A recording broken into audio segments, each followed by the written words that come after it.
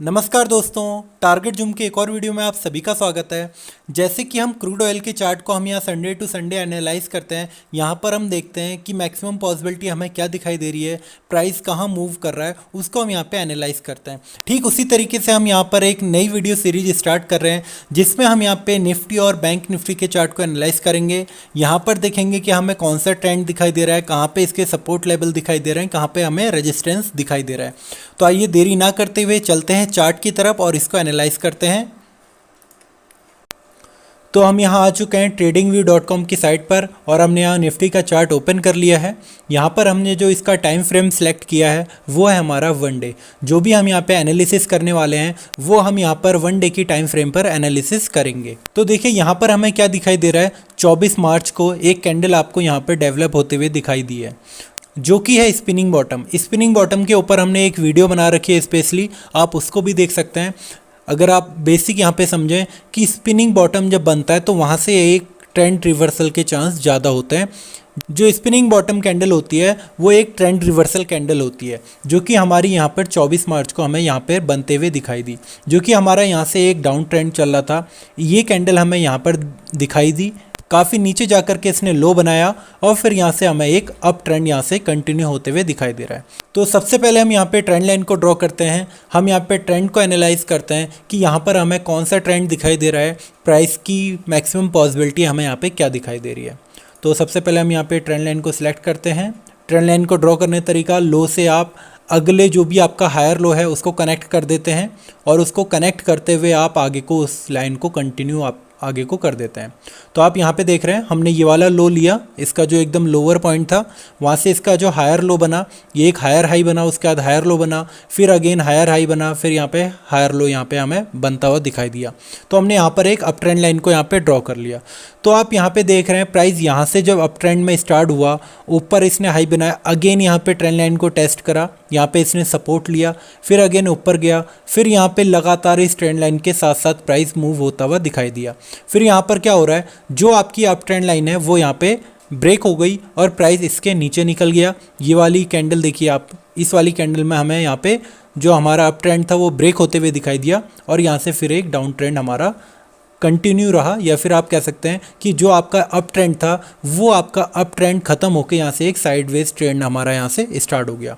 तो इसको हम आगे एनालाइज करते हैं कि अब यहाँ से हमें क्या दिखाई दे रहा है। एक तो हमारी अप ट्रेंड लाइन ये दिखाई दी, अब दूसरी, क्योंकि हमें अभी भी प्राइस बहुत नीचे यहाँ से गिरा नहीं है, जब इसने इस वाली अप ट्रेंड लाइन को तोड़ा है उसके बाद एक साइडवेज ट्रेंड गया है, वहाँ से कोई एकदम से यहाँ से ट्रेंड रिवर्सल नहीं हुआ है, या फिर आप ये नहीं कह सकते कि यहाँ से डाउन ट्रेंड कंटिन्यू हो गया है।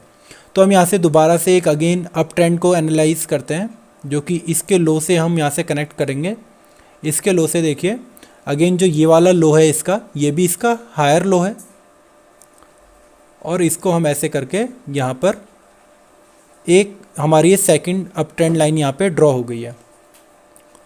तो यहाँ पर क्या हो रहा है, आप देख रहे हैं प्राइस यहाँ से ऊपर गया, यहाँ पर उसे रेजिस्टेंस फेस हुआ। यहाँ पर हम हॉरिजॉन्टल लाइन को ड्रॉ कर देते हैं, इसका कलर कर देते हैं रेड, जहाँ पर इसको यहाँ पे रेजिस्टेंस फेस हुआ, उसके बाद यहाँ से हमारा प्राइस नीचे मूव होता हुआ दिखाई दिया था।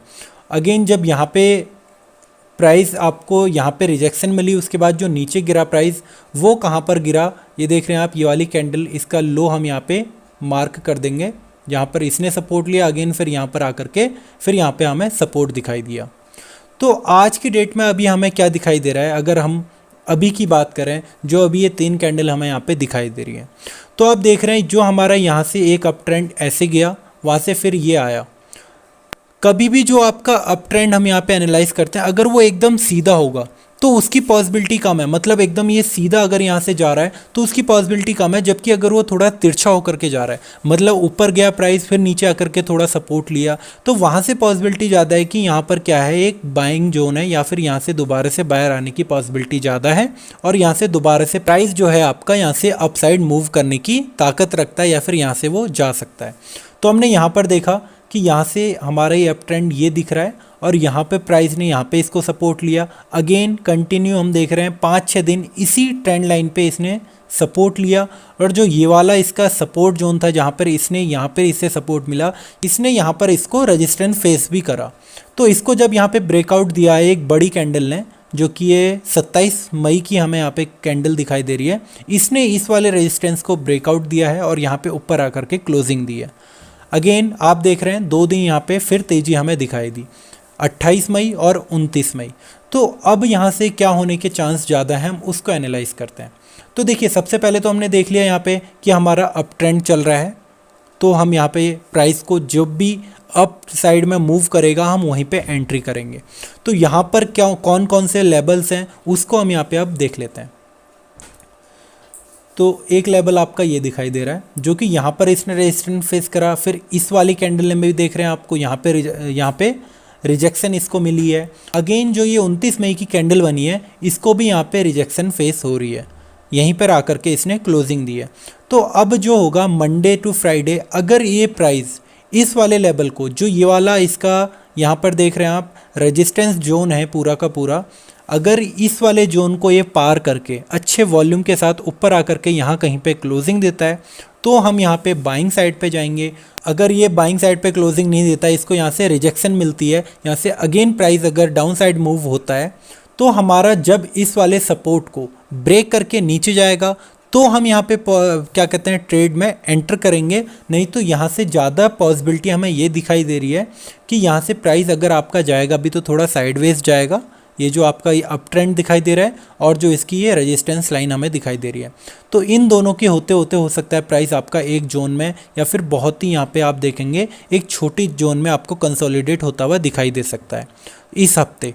तो जब भी अगर प्राइस इस वाले रेजिस्टेंस लेवल को ब्रेक करके ऊपर जाएगा तब हम यहाँ पे एंट्री करेंगे।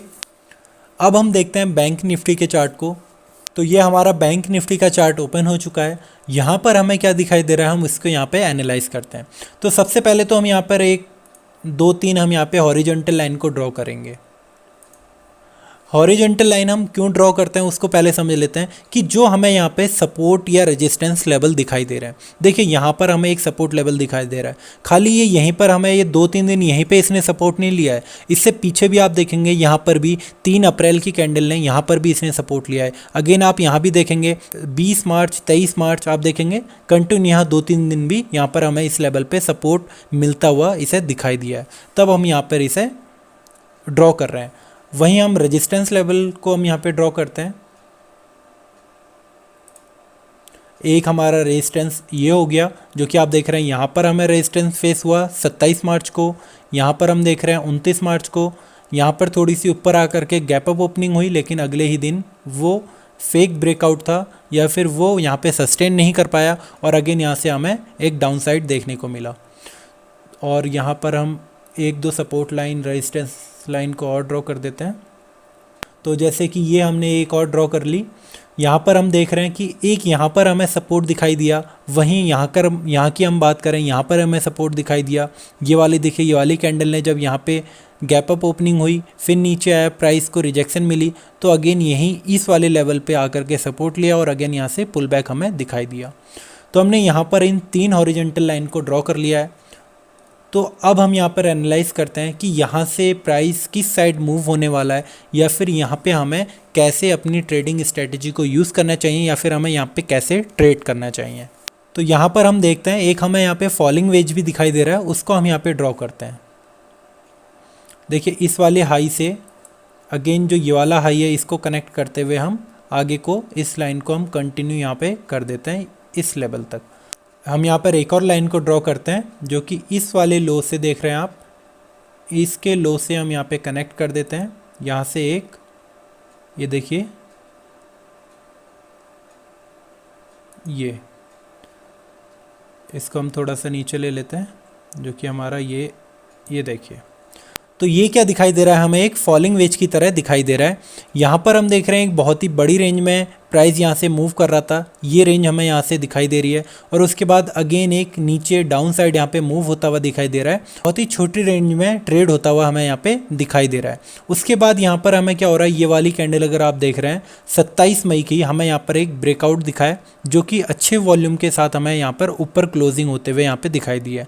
उसके बाद कंटिन्यू दोनों दिन पॉजिटिव हमें यहाँ पे क्लोजिंग दिखाई दी है। तो अब यहाँ से मैक्सिमम चांस यही है कि ये इस वाले लेवल को, जो इसका ये वाला रेजिस्टेंस लेवल है इसको यहाँ से आए, इसको यहाँ पे टेस्ट करे और अगेन हो सकता है यहाँ से आपका एक रिट्रेसमेंट आपको थोड़ी सी दिखाई दे, जो कि आपको इस लेवल तक दिखाई देगी। यहाँ पर हम एक हॉरिजॉन्टल लाइन को और ड्रॉ कर लेते हैं, जो कि हम यहाँ पे इस लेवल तक। तो यहाँ पर हम अपनी एंट्री, स्टॉप लॉस और जो हमारे टारगेट रहेंगे उसको समझ लेते हैं।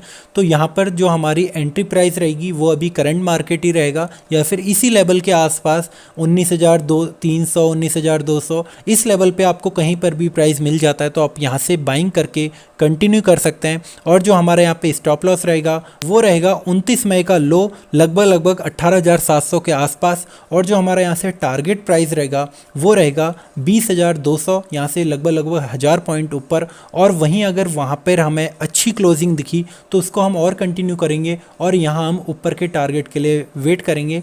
लगभग 21,100 के टारगेट हमें यहाँ पर इसी हफ्ते देखने को मिल सकते हैं। तो इस वीडियो में इतना ही। अगर ये वीडियो आपको अच्छी लगे तो वीडियो को लाइक कीजिए, शेयर कीजिए, कमेंट्स कीजिए और इस चैनल को सब्सक्राइब कीजिए, हमारे साथ जुड़िए। Thank you.